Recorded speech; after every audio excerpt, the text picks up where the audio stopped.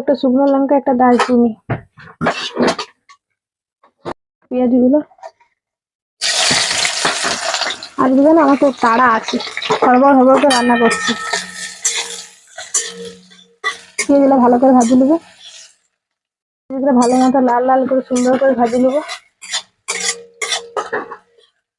পেঁয়াজগুলো ভালো মতো ভাজি নিয়েছি, এরপর মশলাটা দিয়ে দেবো। 1:30 বাজিয়ে গেছে, বাবা চান করতে গেছে, এখনো পর্যন্ত আমার রান্না হয়নি। রান্না করলে জলদি জলদি রান্না হয়ে যাবে। পরিমাণ মতো হলুদ গুঁড়ো, ফ্লেমটা হাই করে ভালো করে কষিয়ে নিতে হবে। একটু মশলা ধোয়া জল দিয়ে দেবো, যাতে মশলাটা না ফুরে যায়। যতই টাইম না থাক, তবু তো ভালো করে মশলাটা কষতে হবে।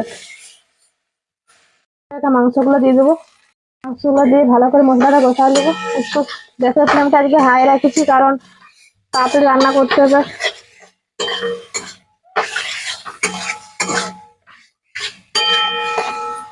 পরিমাণ মতো নুন দিয়ে খাই দেবো।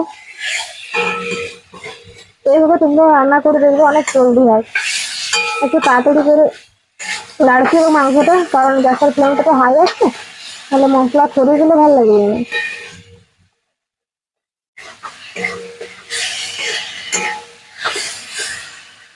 মশলা কষা এগুলো দিয়ে দেবো, কাঁচা লঙ্কা কুচিগুলো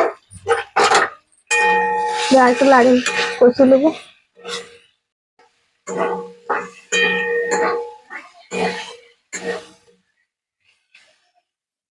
সামান্য পরিমাণ জল দিয়ে দেবো। তো রং ঢং করতে লাড়ি, কারণ নিজেরা ঘরে খাবো, কারণ ঘরের মশলা দিয়ে মাংস রান্না করেছি। তোমরা একবার করে দেখবে, খেতে ভালো লাগবে। আর বাইরের মশলা যত কম খাবে ততই ভালো। এরপর নামাই নেবো। সত্যি কথা বলতে 20 মিনিট মাংসটা রান্না করতে টাইম লেগেছে। আমি অন্য ইউটিউবারদের মতো কখনোই বলবো না যে 5 মিনিটে মাংস রান্না, কারণ 5 মিনিটে মাংস সেদ্ধই হবে না। এরপর গ্যাস অন করে নামিয়ে নিয়েছি।